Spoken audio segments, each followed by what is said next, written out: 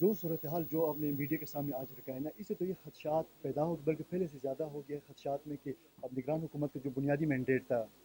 صاف شفاف الیکشن کا انعقاد اور سیاسی پارٹیوں کے لیے لیول پلے فیلڈ کا جو ایک تصور تھا،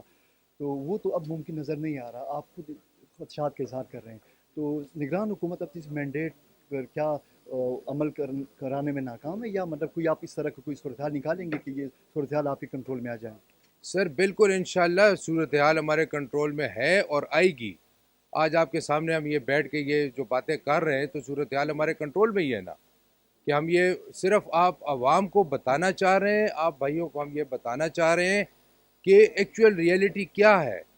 کل 2 مہینے بعد جو ہے جب الیکشن ہو جائیں گے تو آپ کہیں گے کہ یہ بات ریکارڈ پہ نہیں آئی، یہ کسی نے کہا نہیں، کسی نے بات اٹھائی نہیں، تب آپ لوگ کیا کر رہے تھے، جس طرح آپ لوگوں کرتے ہیں.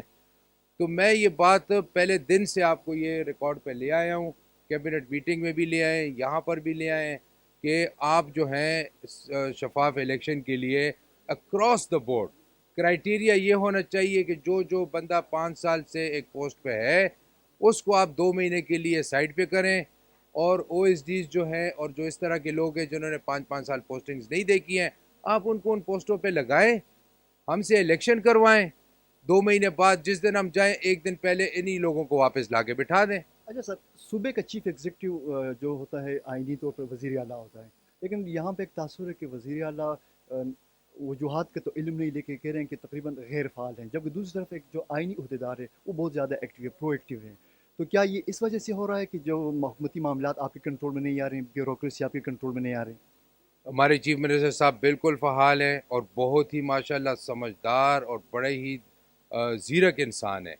جتنی جگہوں پہ اور جتنی پوسٹوں پہ اور جتنے معاملات میں وہ رہے ہیں تو کوئی میرا خیال میں کے پی کے میں آپ کو ابھی حیات اتنا ایکسپیرینس انسان نہیں ملے گا. لیکن میں نے آپ کو کہا ہے کہ یہ بیوروکریسی ہو گئی، یہ جو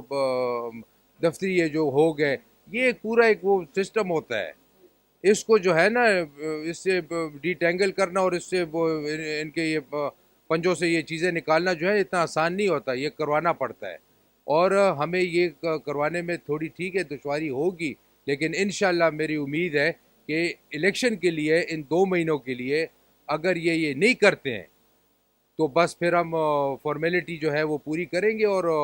الیکشن کروا کے بس چلے جائیں گے. اچھا سر، الیکشن کیا جو 28 مئی کی تاریخ کا جو گورنر نے وہ کیا ہے، کیا اس میں یہ ممکن ہو سکے گا؟ کیونکہ الیکشن کمیشن کے اجلاس کے بعد جو صورتحال الیکشن کمیشن کے نوٹس میں لائے گئے ہیں، سیکورٹی صورتحال ہے، مالی معاملات ہے، انتظامی مسائل ہیں، تو نگران حکومت کا کیا موقف ہے اس حوالے سے؟ کیا الیکشن جو ٹائم پیریڈ میں ممکن ہو سکے گا یا کوئی ایشو؟